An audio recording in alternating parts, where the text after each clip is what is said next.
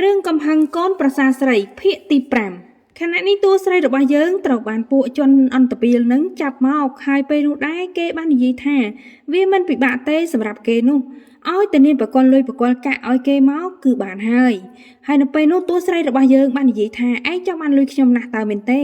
ខ្ញុំមានលុយមែនក៏ប៉ុន្តែមិនមែនពួកឯងចេះតែត្រូវការបានម៉ោងណាគឺម៉ោងនោះទេឯងឃើញសបុតនេះទេក្នុងនេះគឺមានលុយរាប់លានខ្ញុំចង់ចាយពេលណាក៏បានដែរប៉ុន្តែបើសិនជាឯងធ្វើការឲ្យខ្ញុំប្រហែលជាបានច្រើនជាងនេះពេលតួស្រីរបស់យើងនិយាយទៅគេហាក់ដូចជាចាប់អារម្មណ៍ដែរនៅពេលនោះគេបាននិយាយថាតើនាងចង់ឲ្យខ្ញុំធ្វើអីដែរឯងនៅឲ្យឆ្ងាយពីខ្ញុំបន្តិចទៅខ្ញុំស្អុយមាត់ឯងសម្បើមណាស់តួស្រីរបស់យើងបាននិយាយថាការងាររបស់ខ្ញុំងាយៗទេសម្រាប់ឯងខ្ញុំចង់ឲ្យឯងធ្វើការឲ្យខ្ញុំរឿងមួយនៅពេលថ្ងៃបន្តិចទៀតខ្ញុំនឹងត្រូវការទារប្រាក់ពីមនុស្សម្នាក់ដូច្នេះឯងត្រូវតែការពារឲ្យខ្ញុំយល់ព្រមដែរឬទេហើយចំនួនលុយឯងមិនបាច់និយាយអីនោះទាំងអស់ខ្ញុំនឹងចាត់ចែងឲ្យឯងជាទីកប់ចិត្តហើយខ្ញុំធានាថាឯងមិនអាចជាប់គុកដោយតែឯងធ្វើបាបខ្ញុំនៅពេលនេះទេបើសិនជាឯងសម្លាប់ខ្ញុំបានពេលនេះឯងប្រកាសជាមិនរួចខ្លួនឡើយនៅពេលនោះគេបាននិយាយថាឥឡូវមិនបាច់និយាយច្រើនអីនោះទេ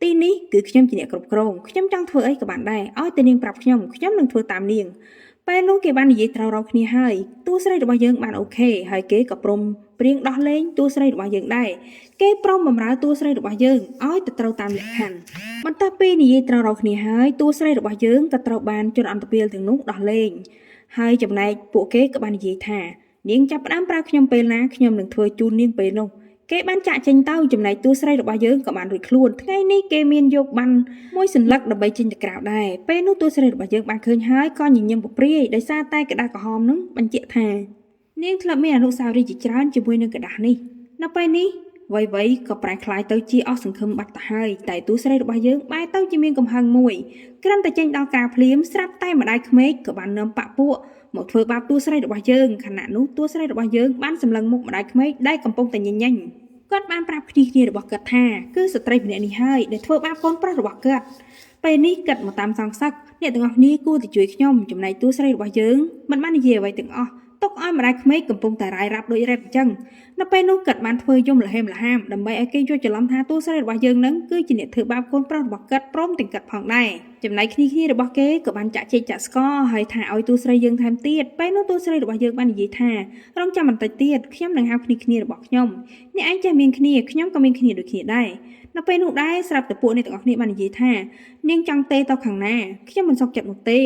នាងមានដឹងទេថានាងធ្វើបាបកូនប្រុសរបស់ខ្ញុំហើយឥឡូវនេះឲ្យខ្ញុំកំព្រាហើយថែមទាំងអត់លុយអត់កាក់ទៀតនាងកេងប្រវាញ់របស់ខ្ញុំទាំងអស់នៅពេលនោះតួស្រីរបស់យើងក៏បានអន់មកអ្នកម៉ាក់យល់ច្រឡំអីទៀតដឹងទ្រព្យសម្បត្តិទាំងអស់នោះគឺជារបស់ខ្ញុំនោះទេតួស្រីរបស់យើងរៀបដើរចេញទៅហើយប៉ុន្តែគេគៀកដៃទុកនោះគឺជាសម្បត្តិអាពាហ៍ពិពាហ៍របស់កូនគាត់ហើយជាមួយនឹងតួស្រីឃើញហើយមានអារម្មណ៍យ៉ាងណាពេលនោះគាត់បាននិយាយថាឯងនេះពិតជាមនុស្សអាក្រក់ខ្លាំងណាស់ឯងនេះប្រមូលទ្រព្យសម្បត្តិទាំងអស់ពេលនោះតួស្រីរបស់យើងបាននិយាយថាអ្នកម៉ាក់ឈប់ជួយច្រឡំទៀតទៅអ្នកម៉ាក់ត្រូវដឹងថាកូនប្រុសរបស់អ្នកម៉ាក់បានធ្វើអ្វីខ្លះចំពោះខ្ញុំហើយកណ្ដាលមួយសន្លឹកនេះខ្ញុំមិនអាចឲ្យអ្នកម៉ាក់បាននោះទេបើចង់បានមានតែផ្លូវមួយចូលគុកតែប៉ុណ្ណោះដោយសារតែសម្បត្តិនេះគឺសុទ្ធតែជាលេខរបស់ខ្ញុំទាំងអស់នាងបាននិយាយថាអយុត្តិធម៌ណាផ្ទះរបស់ខ្ញុំត្រូវគេប្លន់យកអស់ហើយហេតុអីតើនាងមានគិតថាខ្ញុំធ្លាប់ធ្វើជាម្ដាយក្មេករបស់នាងទេពេលនោះអ្នកផ្សេងទៀតក៏បាននិយាយបន្តបន្ថែមថាហេតុអីបានជានាងធ្វើបាបគាត់យ៉ាងនេះហេតុអីបានជាមិនចែកគាត់ខ្លះមកនាងពិតជាចិត្តអាក្រក់ខ្លាំងណាស់តួស្រីរបស់យើងបាននិយាយថាអ្នកម៉ាក់កុំពូកែសម្ដែងខ្លាំងពេកខ្ញុំក៏ចេះសម្ដែងដូចគ្នាដែរតើអ្នកម៉ាក់ចង់សុកដែរឬក៏អត់បើអ្នកម៉ាក់ចង់សុកអ្នកម៉ាក់និយាយមកបើអ្នកម៉ាក់មិនចង់សុកទេខ្ញុំនឹងអាចបំពេញបំណងតាមរបស់អ្នកម៉ាក់ទាំងអស់ពេលនោះតួស្រីរបស់យើងក៏អត់បាននិយាយអីច្រើនដែរដោយសារតែម្ដាយរបស់គេនឹងនិយាយស្ដាប់គ្នាមិនបានហើយចំណែកអ្នកផ្សេងទៀតក៏ឡែតប្រងធ្វើបាបតួស្រីរបស់យើងប៉ុន្តែតួស្រីរបស់យើងបាននិយាយថាបើអ្នកឯងហ៊ានចូលមកតែបន្តិចទៀតអ្នកឯងប្រកាសជាមានបញ្ហាជាមួយនឹងខ្ញុំជាមិនខាននៅពេលនោះកូនចៅរបស់គេក៏បានចូលមកដល់ថាម្ចាស់ស្រីតើមានរឿងអីខ្ញុំត្រូវការជួយម្ចាស់ស្រីតែជួយតាមរបៀបណាគ្រាន់តែកលេចឃើញពួកអស់ទាំងនោះស្រាប់តែពួកគេបានដឹងថានេះគឺជាជនអន្តពាលលេខ1ពួកគេមិនដែលខ្លាចអ្នកណានោះទេគ្រាន់តែហាមាត់ភ្លាមក៏ត្រូវកំភ្លៀងរបស់គេបណ្ដៃផ្លេតតែម្ដងនៅពេលនោះគេបានទាញសម្បត្តិប្លង់ដីនឹងយកមកប្រាប់ថានេះគឺជារបស់ខ្ញុំមិនមែនរបស់នាងនោះទេខ្ញុំគ្រាន់តែចង់បានប្លង់នេះរបស់ខ្ញុំយកមកទុកដាក់ខ្លួនឯងតែប៉ុណ្ណោះនៅពេលនោះដែរស្រាប់តែម្នាក់នឹងក៏បាននិយាយថាយ៉ាងម៉េចចង់បានខ្លាំងណាស់តើមានទេ ហើយក្រាន់តែលឺសំឡេងក្រហឹមភ្លាមពួកគេផ្សេងទៀតក៏បានចាក់ចេញទៅដោយឡែកតែម្ដាយក្មេករបស់គេនឹងទេគឺរអង្រួនខ្លួនតែម្ដងដោយសារតែចង់បានប្លង់ដីប្លង់ផ្ទះហ្នឹងណាហើយនៅពេលនោះដែរតួស្រីរបស់យើងបាននិយាយតំអូនទៅកាន់បុរសម្នាក់នឹងថា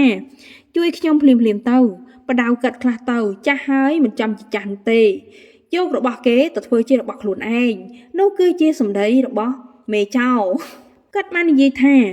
យាយឯងនេះពិតជាអាក្រក់ជាងពួកខ្ញុំទៅទៀតពួកខ្ញុំណាមិនសូវជាចេញមុខចេញមាត់ដូចយាយប្រមាណនោះទេធ្វើត្បិតតែពួកខ្ញុំចោលក៏មានគុណធម៌ដែរថ្ងៃនេះខ្ញុំត្រូវទៅបដៅយាយម្ដងហើយដោយសារតែម្ចាស់ស្រីរបស់ខ្ញុំនឹងបានប្រាប់ថាឲ្យខ្ញុំធ្វើម៉េចក៏ធ្វើទៅចាំមើលខ្ញុំដកថ្មិញយាយប៉ែឯងមើលតើនឹងយាយប៉ែឯងមានហ៊ានហាមាត់និយាយអីទៀតឬក៏អត់នៅពេលនោះគេក៏បានដកថ្មិញម្ដាយក្មេករបស់ទូស្រីយើងនឹងបានមួយគ្រាប់ជាមួយអ្នកណាបានបើជាមួយនឹងក្រុមចោរគឺមិនបានទេណាត្រូវចងចាំទុកផងនេះគ្រាន់តែជាមេរៀនលើកទី1តែប៉ុណ្ណោះគ្រាន់តែបាក់ថ្មិញភ្លាមណាគេក៏បានរត់ចេញតែក្រៅហើយចំណែកតួស្រីរបស់យើងក៏បាននិយាយថាអរគុណហើយខ្ញុំនឹងជូនលុយទៅលោកតាមគណនីមិនឲ្យខ្វះមួយរៀលនោះទេនៅពេលនោះដែរស្រាប់តែគេក៏បាននិយាយមកកាន់តួស្រីរបស់យើងហើយដៃរបស់គេក៏បានឆោងធ្វើម៉េចបានទៅបើសិនជាតួស្រីរបស់យើងនឹងក្តាប់បានយ៉ាងជាប់ទៅហើយនោះហើយថែមទាំងនិយាយលួងលោមចោលកុំឲ្យចោលខឹងជាមួយនឹងនាងទៀតផងតួស្រីរបស់យើងពិតជាប្រកែកល្បិចខ្លាំងណាស់ពេលនោះពួកគេទាំងអស់គ្នាក៏បានចាក់ចេញទៅតួស្រីរបស់យើងបានគិតក្នុងចិត្តថាអស្ចារ្យខ្លាំងណាស់មានលុយធ្វើអីក៏បានដែរពេលចូលមកដល់ក្នុងបន្ទប់ភ្លាមលុយពោពាសពេញក្រេតែម្ដងតួស្រីរបស់យើងឃើញហើយពិតជាចង់តែញញឹមឲ្យប្រេះមាត់នោះទេ